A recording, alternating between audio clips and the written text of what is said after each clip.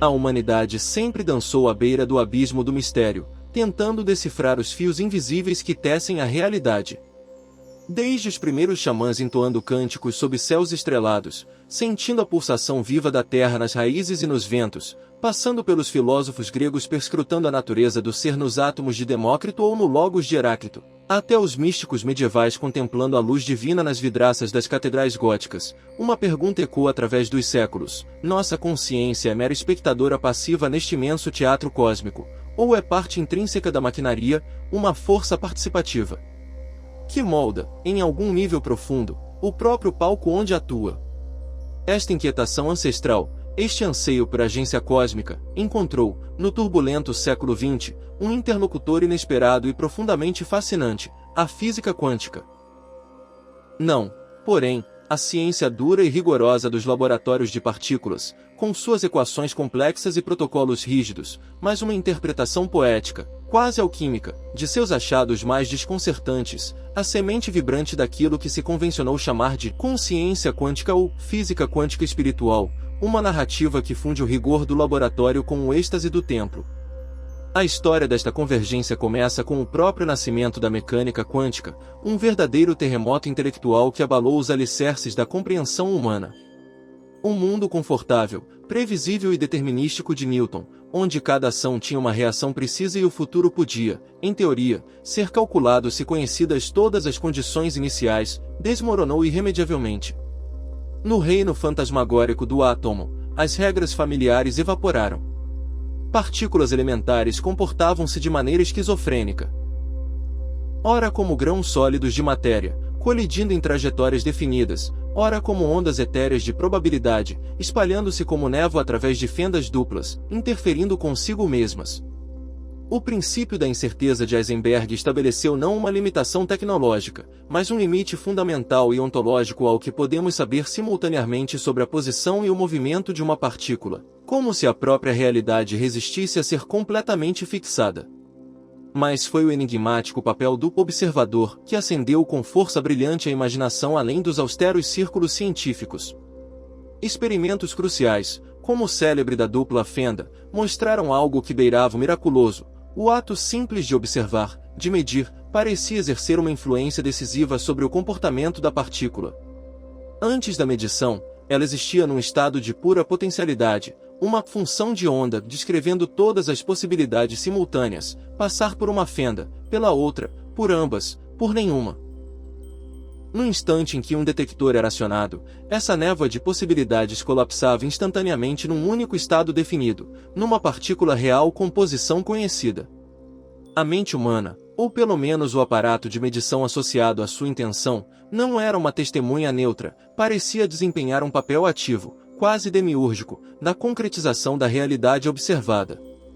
Era como se a consciência respirasse existência na matéria potencial. Esta ideia vertiginosa, ainda que frequentemente simplificada, distorcida e elevada a um status quase mítico fora dos rigores da física acadêmica, ressoou com uma força avassaladora junto a correntes espirituais e esotéricas milenares. Era como se a ciência mais avançada e impessoal estivesse, finalmente, tangenciando, ou mesmo validando, verdades profundas intuídas e vividas por sábios, videntes e místicos ao longo dos milênios. Nas tradições orientais, essa ressonância foi particularmente intensa. O conceito Vedanta de Maya, a ilusão cósmica que nos faz perceber a multiplicidade e a separação onde existe apenas unidade, encontrou um paralelo perturbador na não localidade quântica e no entrelaçamento. Quando duas partículas quânticas se entrelaçam, elas formam um sistema único, independentemente da distância que as separe. Medir o estado de uma, por exemplo, seu spin, determina instantaneamente o estado da outra, violando aparentemente a velocidade da luz e a noção clássica de espaço.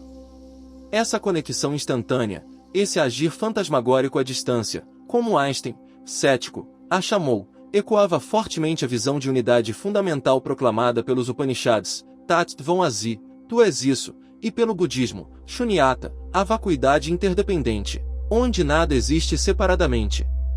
A separação entre eu e o outro, entre sujeito e objeto, entre mente e matéria, parecia ser, de fato, uma ilusão profunda. Tudo estava interconectado num nível subjacente, invisível aos sentidos, mas acessível à intuição e à experiência mística, tal como ensinavam os mestres espirituais. A própria ideia de que a realidade última não é uma coleção de objetos sólidos, mas um campo dinâmico de pura potencialidade, um oceano de possibilidades quânticas vibrantes antes da observação, encontrou ecos diretos em conceitos como o tão, o caminho indiferenciado, fonte de todas as formas, o akasha, o éter ou espaço primordial que registra todas as impressões, da teosofia, ou o pleromagnóstico, a plenitude divina, a fonte de todos os éons. A matéria concreta seria apenas a manifestação congelada, o colapso de uma onda infinita de possibilidades contidas nessa matriz primordial. Sociedades esotéricas, guardiãs de saberes marginais e simbólicos, abraçaram estas metáforas quânticas com um fervor renovador. A máxima hermética, como é em cima, é embaixo, como é dentro, é fora, ganhou uma roupagem científica inédita. O microcosmo quântico, o reino das partículas, não apenas refletia o macrocosmo cósmico, as galáxias, as leis universais, mas, de forma crucial, espelhava o microcosmo mais íntimo e poderoso, a consciência humana. Se um simples detector, extensão da intenção de um físico, podia colapsar a função de onda de um elétron no laboratório, por que a consciência humana, em seus estados mais focados, intensos e coerentes, não poderia, em níveis muito mais profundos, colapsar a própria realidade da sua experiência pessoal e coletiva? As ferramentas ancestrais da espiritualidade e da magia, a vontade férrea e concentrada, telema, a intenção pura direcionada com clareza, a visualização criativa vívida e emocionalmente carregada, foram reinterpretadas através desta lente quântica. Elas não seriam apenas exercícios psicológicos ou apelos a forças externas, mas técnicas sofisticadas para que a mente humana aprendesse a navegar e moldar conscientemente o campo quântico subjacente à realidade aparente. Um mago ritualístico, ao traçar círculos de poder e invocar forças arquetípicas, estaria, na verdade, concentrando sua consciência para criar um ponto de coerência quântica, um vórtice de intenção capaz de influenciar o campo probabilístico local. Um monge em profunda meditação, visualizando compaixão irradiando para o mundo, estaria emitindo fótons mentais capazes de entrelaçar estados e influenciar a rede de possibilidades. A popular lei da atração, embora frequentemente banalizada e reduzida a fórmulas simplistas de autoajuda, bebe profundamente desta fonte quântico-espiritual, a crença de que o foco persistente da nossa consciência, imbuído de forte carga emocional, vibracional, atrai eventos, circunstâncias e encontros ressonantes, moldando ativamente o tecido probabilístico da existência ao nosso redor. A realidade seria, em última instância, maleável pela mente treinada. A espiritualidade que emerge deste caldeirão da consciência quântica é, portanto, radicalmente imanentista e profundamente participativa. Afasta-se da visão de um Deus transcendente, distante e separado da criação, governando por decretos inalteráveis. Em seu lugar, propõe uma divindade difusa, uma inteligência criativa e intencional inerente ao próprio tecido do universo, e, crucialmente, presente como centelha ativa dentro de cada consciência humana. O sagrado não estaria confinado a templos de pedra ou textos sagrados, mas pulsaria no próprio ato de observar, pensar, sentir e, sobretudo, intencionar. Cada pensamento consciente, cada emoção profunda, cada ato de vontade focada seria uma interação com este campo quântico unificado, uma pequena perturbação nas ondas de probabilidade que compõem o real. A transcendência, nesse contexto, não é alcançada pela fuga do mundo, mas pela imersão consciente e responsável neste oceano de potencialidades, reconhecendo que mente e matéria são dois aspectos, duas faces da mesma moeda primordial, uma substância única que os antigos alquimistas talvez chamassem de anima mundi, alma do mundo, e que a física quântica nomeia como campo quântico. A meditação profunda, longe de ser apenas uma técnica de relaxamento, é vista como um mergulho corajoso no estado pré-colisional, na pura potencialidade além da forma, onde o indivíduo dissolve temporariamente a ilusão do ego separado e experimenta diretamente a unidade subjacente. Neste estado de vazio quântico consciente, não um vazio de nada, mas um vazio pleno de potencial infinito, acredita-se que o praticante possa reprogramar padrões profundos, ressignificar traumas e semear intenções poderosas que, ao retornar ao estado colapsado da realidade cotidiana, tenderão a manifestar-se. A oração focada, o canto de mantras, os rituais sagrados com símbolos e gestos precisos, tornam-se, nesta visão, atos de alta coerência mental e vibracional. São tecnologias da consciência para emitir frequências específicas, padrões de interferência ordenada, capazes de interagir de forma ressonante com a matriz quântica, atraindo sincronicidades, curando padrões disfuncionais ou inspirando criações. A própria ideia de milagre é reinterpretada, não como uma violação das leis naturais, mas como um salto quântico no campo de possibilidades, induzido por uma consciência altamente coerente e alinhada com a intenção primordial. No entanto, a sedução poderosa desta narrativa, sua capacidade de preencher o vácuo deixado pelo materialismo reducionista, não deve obliterar os necessários pontos de cautela e rigor. Físicos sérios e filósofos da ciência fazem ressalvas cruciais. O colapso pela consciência é uma interpretação específica, como a ortodoxa de Copenhague, liderada por Niels Bohr, não um fato experimental incontestável.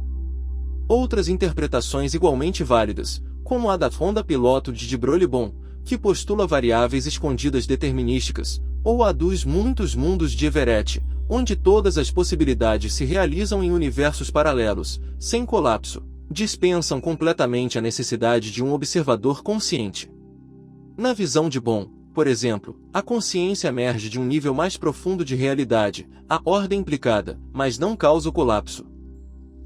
Transferir o fenômeno observado no ambiente altamente controlado e simplificado de um laboratório de física de partículas, envolvendo elétrons ou fótons isolados, para a complexidade caótica, macroscópica e termodinamicamente irreversível da vida cotidiana, onde bilhões de interações ocorrem a cada instante, e afirmar que a mente humana individual pode, por mera intenção, colapsar a realidade a seu favor, curar doenças graves instantaneamente, materializar objetos, etc., é um salto especulativo colossal. É uma apropriação poética, uma metáfora poderosa e inspiradora, mas não uma extensão direta ou validada da ciência quântica.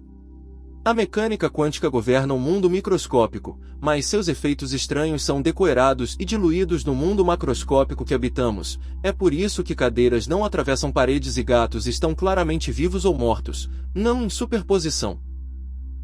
A consciência quântica, como movimento espiritual e filosófico, floresce precisamente nesta zona fronteiriça fértil e perigosa, onde o mistério científico incontestável encontra o profundo anseio humano por significado, propósito e agência pessoal num universo que pode parecer indiferente. É uma narrativa profundamente atraente para uma era desencantada, oferecendo uma ponte tão necessária entre a fria objetividade materialista, que reduz a mente a epifenômeno do cérebro, e o calor vibrante da experiência subjetiva, espiritual e criativa. Ela nos lembra, de forma visceral e poética, que estamos irrevogavelmente entrelaçados com o tecido do cosmos, não como meros passageiros acidentais, mas como participantes ativos, observadores curiosos e, talvez, co-criadores humildes. Nossa consciência, ao iluminar o mundo com sua atenção, pode, de formas ainda insondáveis pela ciência convencional, ajudá-lo a tomar forma, a cristalizar-se a partir do mar de possibilidades. É um convite radical e empoderador, não apenas vivermos no universo como entidades separadas, mas vivermos como o próprio universo despertando lentamente para sua própria consciência infinita, num diálogo eterno e sagrado entre o observador localizado e o imenso, misterioso e potencialmente vivo campo quântico que nos contém e que, paradoxalmente, talvez contenhamos também, em nossa centelha interior.